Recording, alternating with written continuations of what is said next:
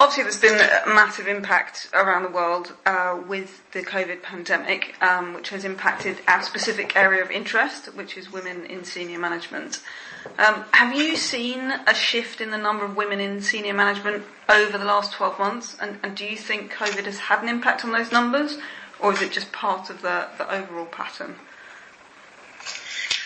Well, I have not really seen a significant shift in numbers, but I have seen shift in the level of commitment of women in already senior management positions. And I think it can be traced to the effect and the impact of COVID-19. Yeah. Okay. And do you think that that's because they've been expected to work in different ways, that they've needed to step up into these positions? What is it that you've seen changed about the way that they're committing to their work?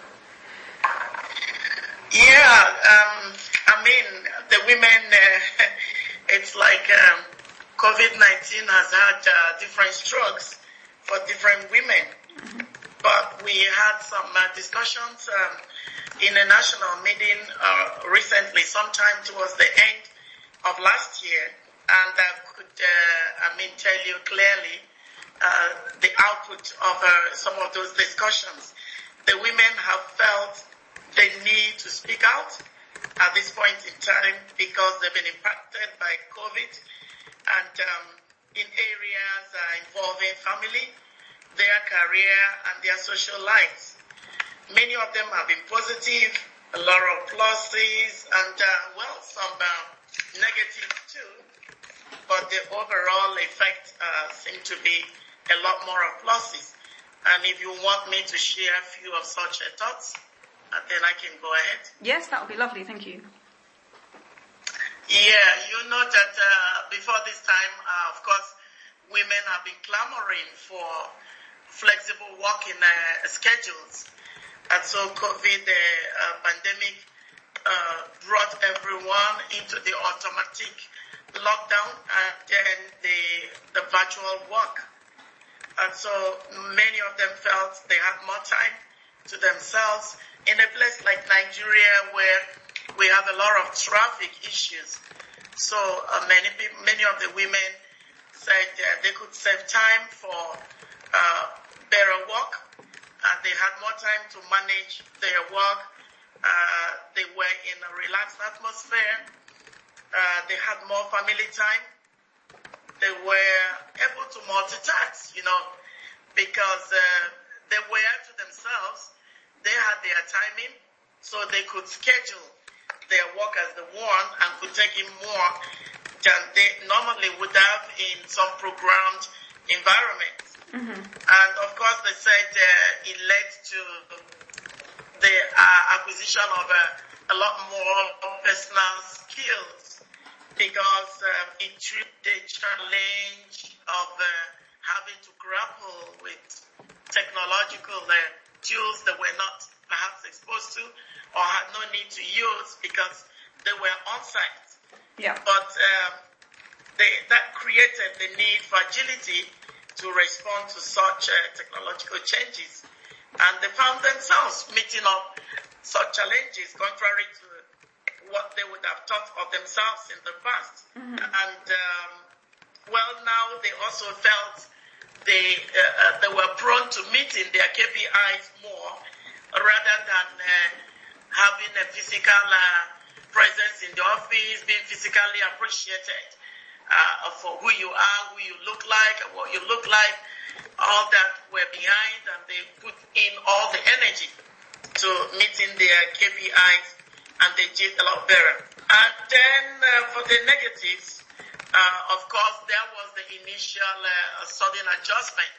Some were like in places where they were on vacation and were not prepared for work, and they had to be thrown into virtual work because there was lockdown, and then they had to grapple with arranging for being with the children continuously, which was one issue.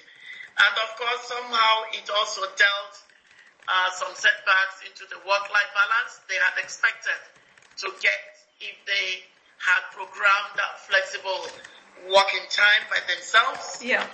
So now many said that you usually can't place the gap between work and leisure, because you just tend to walk, you get up, your office is just beside you, so you tend to walk more. And sometimes, the kids will want more of the attention. Now they see you at home,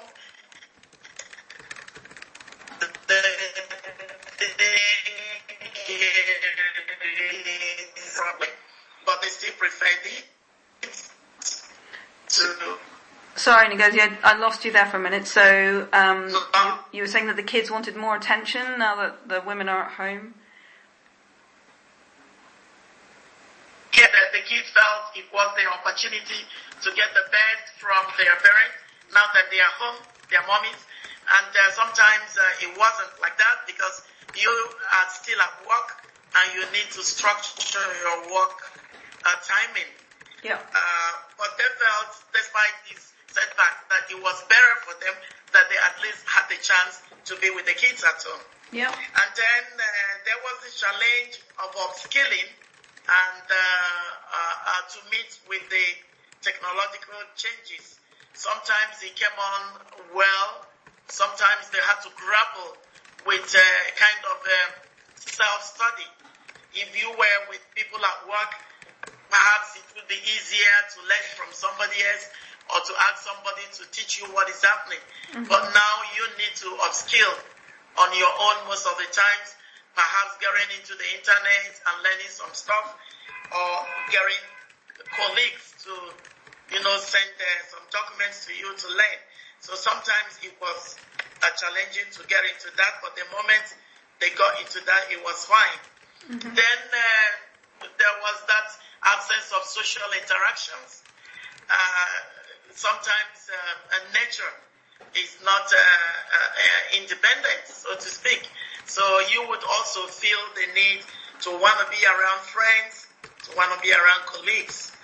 And then some others felt like the home environment and the available gadget tools were not too convenient. Some people stay in environments that were a bit more noisy, that would serve for office. Mm-hmm. So they had to grapple with trying to create a home office in such environment. So it was challenging in that way. But on overall, I found that many of the women were happy with the virtual work and wanted more of that. And that led us in the management, even when the effects of COVID seem to be wearing off gradually, to still insist that we are going to continue to work virtually and partly virtually and partly on-site for now. At least to a greater part of 2021, we will be doing both. So that's what we're doing currently, because we believe, especially our women, seem to be happy with that, and some of the men too. Yeah. Seem to be happy with that. Thank you. Okay, and sort of leaving aside COVID as much as we can for the moment, overall the Grant Thornton research has shown that there have been a change in the type of roles held by women, with more operational positions, so more CEO, more COO, and less of the human resources type board positions. Do you think, have you seen that in your region, and if so, what do you think is driving that? Yes, I've seen a few of my women, as you may high up and doing very well at that. I guess the uncertain scenarios brought about by COVID has challenged them to ride the tides.